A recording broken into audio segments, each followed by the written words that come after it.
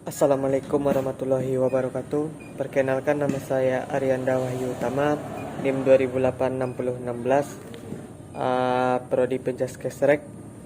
Dan kali ini saya akan menjelaskan tentang tugas administrasi supervisi pendidikan, yaitu yang pertama, apa yang disebut dengan kurikulum, apa yang Anda ketahui tentang kurikulum. Kurikulum adalah seperangkat rencana dan pengaturan mengenai tujuan, isi dan bahan pembelajaran, serta cara yang dapat digunakan sebagai pedoman penyelenggaraan kegiatan pembelajaran untuk mencapai tujuan pendidikan tertentu. Yang kedua, bagaimana pemahaman tentang kurikulum tingkat satuan pendidikan dan sekolah. Kurikulum tingkat satuan pendidikan adalah sebuah kurikulum operasional pendidikan yang disusun oleh dan dilaksanakan di masing-masing satuan pendidikan di Indonesia.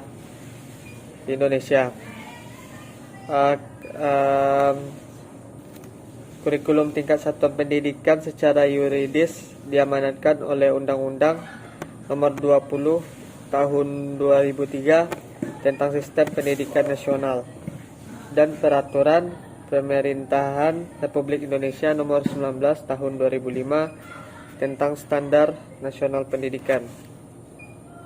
Yang ketiga yaitu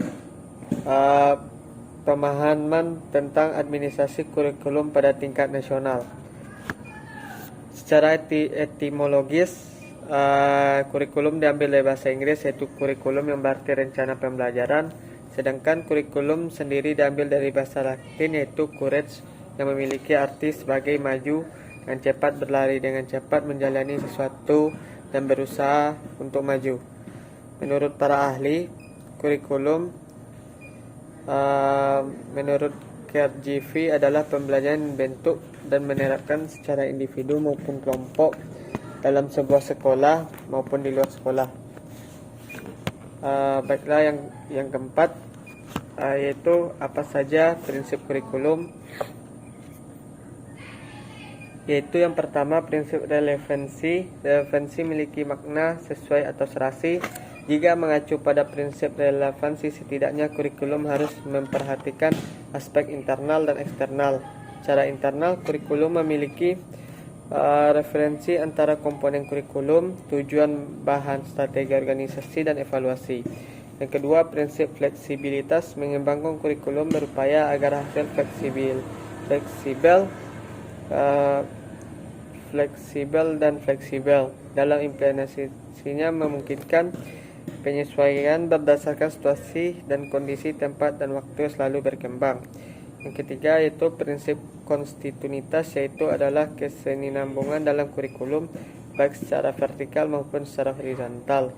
Yang keempat, prinsip evaluasi. Peran kurikulum dalam ranah pendidikan adalah sangat penting, bahkan vital dalam proses pembelajaran. Ia mencakup segala hal dan perencanaan pembelajaran agar lebih optimal dan efektif.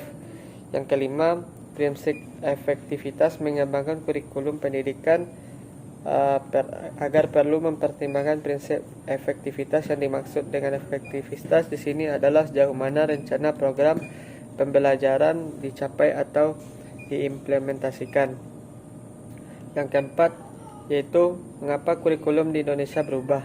Karena di kurikulum di Indonesia adalah mengikut perkembangan zaman, yaitu teknologi, dan juga bagaimana perkembangan di bidang pendidikan, dan juga